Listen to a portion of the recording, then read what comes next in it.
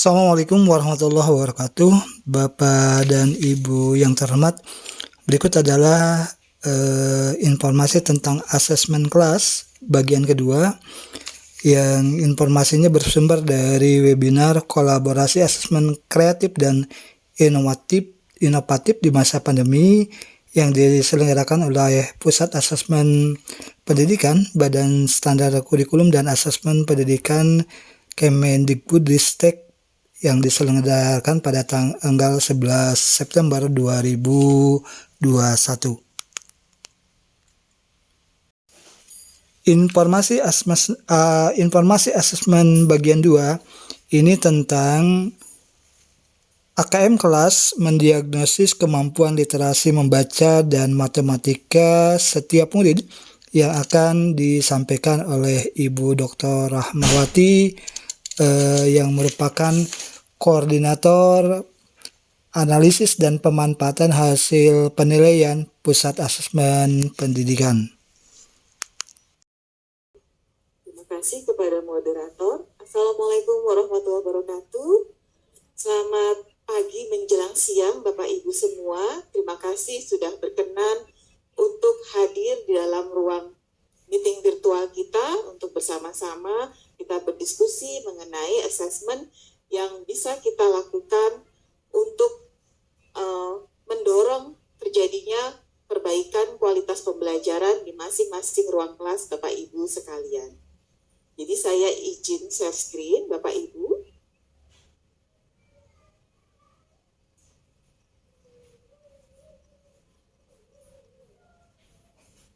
Senang sekali tadi ketika Bapak Ibu mengikuti sesi yang pertama mengenai asesmen pedia, Bapak Ibu sangat interest, sangat tertarik. Sudah banyak pertanyaan mengenai cara login, cara mengakses. Akhirnya Bapak Ibu merasa hal ini memang relevan dengan apa yang dibutuhkan ketika Bapak Ibu ingin melakukan asesmen di ruang kelas Bapak Ibu sekalian.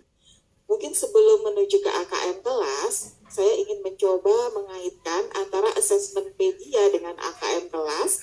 Itu benang merahnya di mana.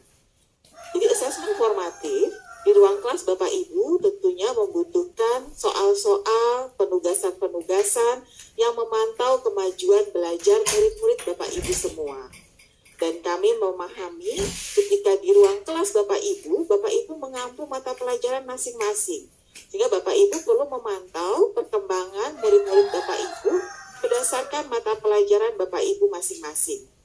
Yang berdasarkan mata pelajaran masing-masing, kami menyediakan platform asesmen pedia, di mana kami sediakan contoh soal, tetapi sebenarnya yang kami harapkan, contoh soal dari kami ini hanya pemantik, hanya permulaan saja.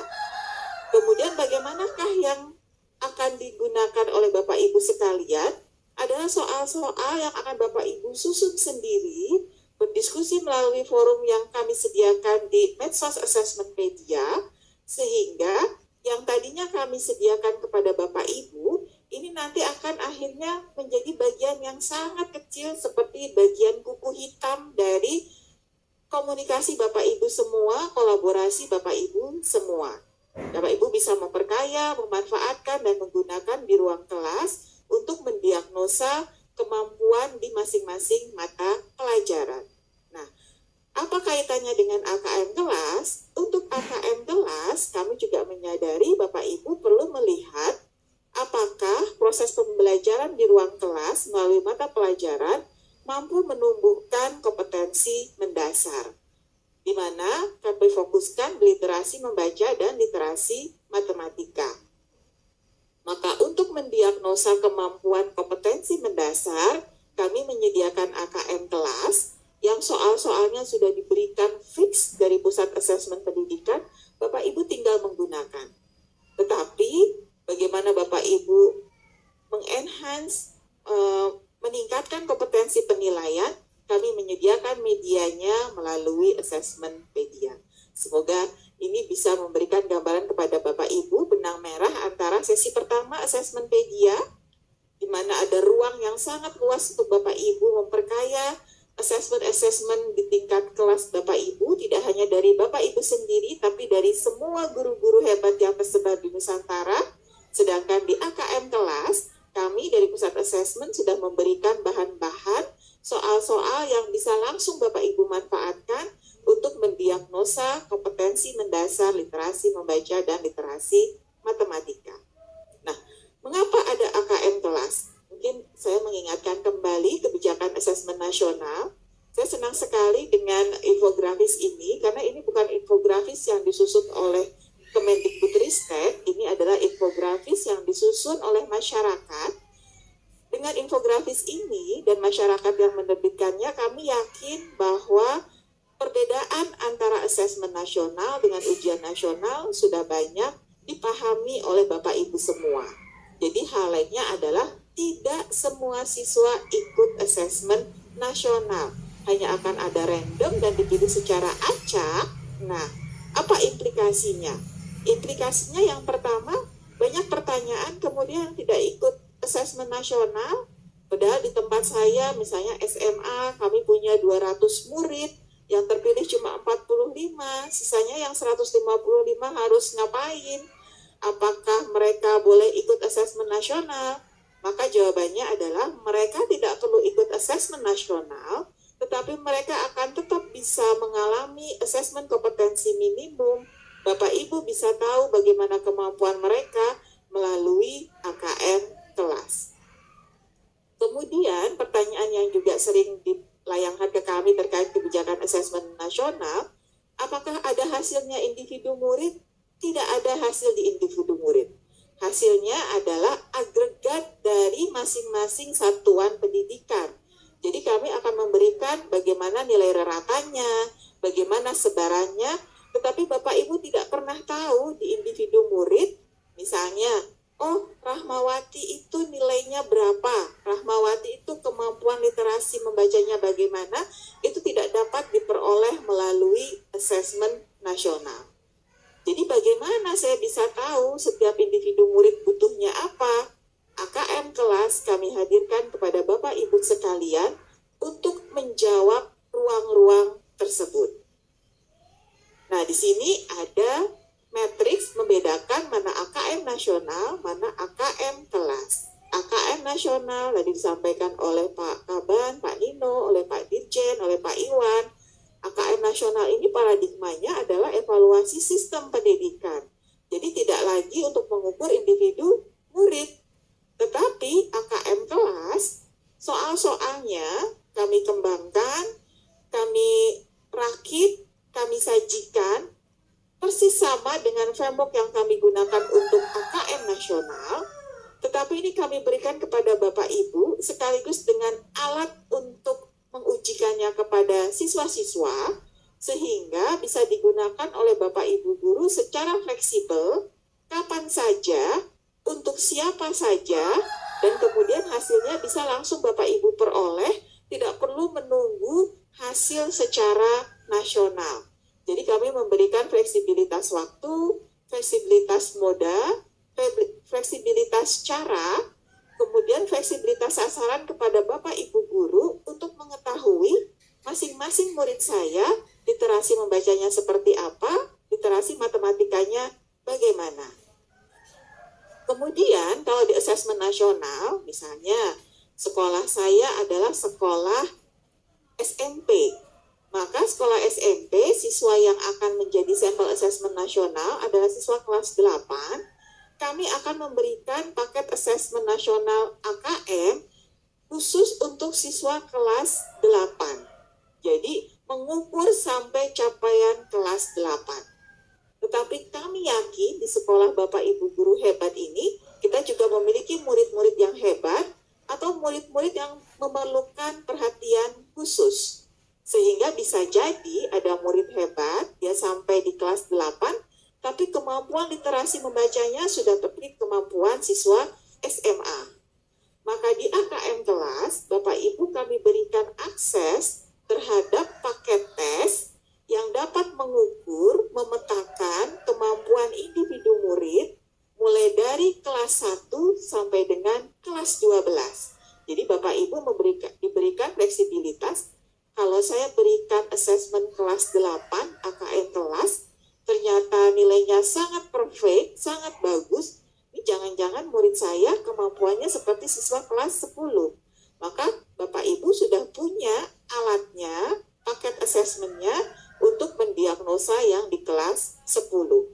Dan sekali lagi, kami memberikan fleksibilitas, sifatnya tidak terstandar, yang sama lintas semua sekolah hanyalah soalnya, karena soalnya dari kami, tapi pelaksanaannya, kepada siapanya, Bapak Ibu kalau mengolah dengan cepat, maka secepat itu pula Bapak Ibu akan memperoleh hasil dari AKM kelas. Jadi perbedaan signifikan antara asesmen nasional dengan AKM kelas adalah memberikan kemandirian kepada Bapak Ibu guru semua untuk melaksanakan diagnosa murid, literasi membaca dan literasi matematika di ruang kelas Bapak Ibu masing-masing tanpa kami harus mengawasi, mengamati, memonitor, ataupun memberikan aturan-aturan yang bisa jadi membelenggu Bapak Ibu sekalian. Nah, yang perlu kami highlight dari AKM kelas, ini tadi sudah saya sampaikan, jangan lupa Bapak Ibu, assessment itu hanyalah suatu cara untuk mengumpulkan informasi. Informasi apakah murid kita sudah bisa, murid kita sudah paham, murid kita tidak bisanya di mana, kelemahannya bagaimana, sehingga akhirnya Bapak Ibu menggunakan informasi hasil assessment untuk mendorong terjadinya perbaikan, peningkatan kualitas pembelajaran. Oleh karena itu, di AKM kelas, ketika Bapak Ibu selesai menggunakan, Bapak Ibu dapat mengelola hasilnya secara mandiri melalui laman AKM kelas, dan Bapak Ibu bisa memperoleh hasil setiap individu murid yang sudah Bapak Ibu berikan AKM kelas untuk Bapak Ibu mengetahui dia sebenarnya kemampuannya pada level yang mana.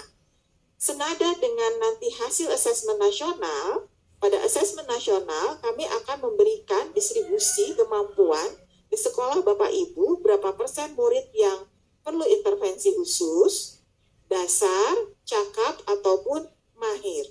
Tetapi di asesmen nasional, yang bisa kami sampaikan hanya sampai berapa persen yang cakap, yang mahir, tanpa kami menyebutkan yang cakap itu siapanya, murid yang mananya. Maka di AKM kelas, Bapak Ibu akan dapat memperoleh hasilnya berdasarkan individu masing-masing. Oh, Rahmawati ternyata setelah ikut AKM kelas perlu intervensi khusus. Dan hasil ini kami harapkan betul-betul dapat membantu Bapak Ibu dalam merancang atau mengatur strategi pembelajaran yang teaching at the right level. Yang tadi kata Pak Dirjen seperti menanam padi. Menanam padi ya tumbuhnya padi, menanam jagung ya tumbuhnya jagung. Masing-masing punya potensi, masing-masing punya kecepatan, ritme maupun pace dalam pembelajarannya. Dan tadi sempat saya sebutkan, ketika Bapak Ibu mengunduh AKM kelas, Bapak Ibu di SMP tidak hanya mendapatkan kelas 7, 8, dan 9, Bapak Ibu bisa mendapatkan semuanya dari kelas 1 sampai kelas 12. Ini akan lebih memudahkan Bapak Ibu untuk mendiagnosa murid saya pada kecepatan yang mana, pada kemampuan di posisi yang bagaimana. Sehingga harapan kami, misalnya, siswa saya akan saya ukur tidak hanya ketika sudah kelas 5 SD melalui asesmen nasional. Tapi ketika dia baru naik ke kelas 4, saya akan memberikan AKM level 1 maupun AKM level 2. Dan di sini ada contoh, ternyata siswa kelas 3 diharapkan mampu melakukan operasi bilangan cacah dalam dunia nyata. Ini saya mengutip dari sebuah buku di tematik SD kelas 3, bagaimana diminta mengaplikasikan operasi penjumlahan bilangan cacah dalam dunia nyata. Nah, setelah Bapak Ibu melakukan AKM kelas, ternyata Bapak Ibu menemukan ada siswa yang belum mampu membilang, ada siswa yang sudah mampu membilang tapi tidak bisa mengaitkan dengan konteks sehari-hari, namun ada juga siswa yang sudah mampu membilang dengan bilangan cacah, melakukan operasi bilangan cacah, tapi menerapkan di kehidupan sehari-harinya ini sifatnya masih sesuatu yang rutin. Nah, dari diagnosa AKM kelas, kami mengharapkan ada differentiated learning, ada strategi yang berbeda. Kalau yang dia sudah mampu menerapkan masalah sehari-hari, kita dorong supaya lebih kritis lagi, lebih mampu menganalisa, kita minta anak-anak, yuk kita bikin permainan, kesalahannya di mana. Jadi dia tidak hanya mampu menerapkan, tapi dia mampu mengevaluasi, mampu bernalar, mampu berpikir kritis, mendiagnosa, ada yang salah nih. Ini ada yang nggak benar nih. Ini ada yang perlu saya identifikasi, saya beritahukan teman saya yang lain, soal yang seperti ini, kalau ingin bisa diselesaikan, kita harus tahu informasi bagian yang di sini tidak disebutkan, yang di sini tidak dijelaskan. Tetapi untuk murid kita yang ternyata membilang saja masih susah, masih gelagapan, dari hasil AKM kelasnya menunjukkan dia perlu intervensi khusus, nah siswa ini tidak bisa langsung diajak permainan apakah kesalahannya. Tapi kita harus menyediakan media lain yang sifatnya nyata, real, yang bukan abstrak, menggunakan berbagai strategi praktek membilang, menuliskan simbol bilangan, sampai kita yakin betul, nah anak ini sudah tahu konsep bilangan cacahnya, sudah bisa mengoperasikan, mari kita giring perlahan-lahan untuk aplikasinya di dunia nyata. Jadi kurang lebih seperti itu AKM kelas, dan di AKM kelas Bapak Ibu, kami menyediakan suatu ulasan. Jadi ketika Bapak Ibu sudah mensubmit hasilnya, Bapak Ibu akan kami berikan akses untuk melihat ulasan setiap butir soal yang ada di AKM kelas, sehingga Bapak Ibu tahu betul soal ini murid saya banyak yang nggak bisanya itu dari diagnosa kami berdasarkan kisi-kisi soal, kurang lebih karena apa, dan kami memberikan alternatif pembelajarannya. Jadi di AKM kelas, Bapak Ibu tidak hanya memperoleh hasil setiap individu siswa masuk ke kategori perlu intervensi khusus, dasar, cakap, ataupun mahir, tetapi Bapak Ibu memperoleh informasi setiap butir soal, setiap siswa apakah menjawab benar ataukah menjawab salah, sehingga Bapak Ibu seperti seorang dokter yang alatnya nggak cuma termometer, tapi kami bekali dengan MRI, kami bekali dengan scanner dan lain-lain, sehingga diagnosanya bisa mendalam dan menyeluruh. Itu kurang lebih pengantar dari saya mengenai AKM kelas. Saya kembalikan kepada Ibu Mira, terima kasih untuk waktunya. Bapak dan Ibu yang terhormat, semoga informasi tadi ini lebih menguatkan kita, lebih menambah wawasan kita tentang asesmen, yang implikasinya atau yang harapannya ini dapat meningkatkan kualitas proses asesmen yang kita lakukan di masing-masing sekolah atau di masing-masing satuan pendidikan kita. Terima kasih atas perhatiannya. Mohon maaf bila ada salah dan keliru. Wassalamualaikum warahmatullahi wabarakatuh.